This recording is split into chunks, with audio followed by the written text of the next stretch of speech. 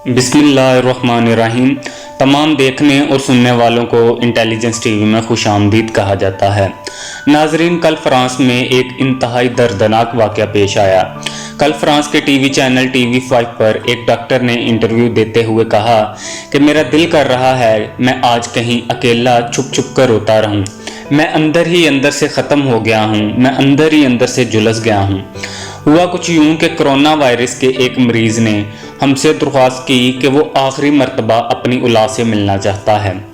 इस मरीज़ की इस दरख्वास्त को हम लोगों ने मानने से साफ इनकार कर दिया, लेकिन जब वो बुरी तरह रो रो कर हमारी मिन्नत व समाजत करने लगा तो हमें उस पर बहुत तरस आया। हमने उसकी बात मानने का फ़ैसला कर लिया।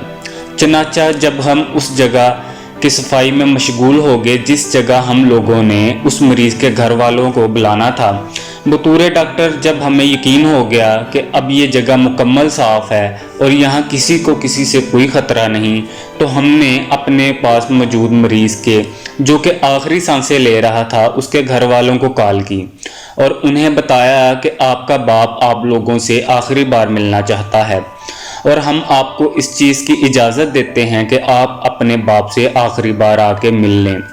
मगर हमें हैरत का दचका उस वक्त लगा जब उस मरीज़ के घर वालों ने उससे मिलने से इनकार कर दिया। बतौर डॉक्टर हम लोगों ने उनको बहुत तसल्ली दी कि हम लोगों ने आपकी हिफाजत के लिए मुकम्मल इंतज़ामात किए हुए हैं।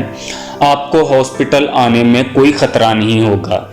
आप हमारे पास आएँ, यहाँ आपको किसी किस्म का कोई ख़तरा नहीं होगा, लेकिन बराए मेहरबानी आप अपने बाप से मिल लें। मगर हमारी तसल्ली के बावजूद उस मरीज़ के घर वालों ने साफ इनकार कर दिया।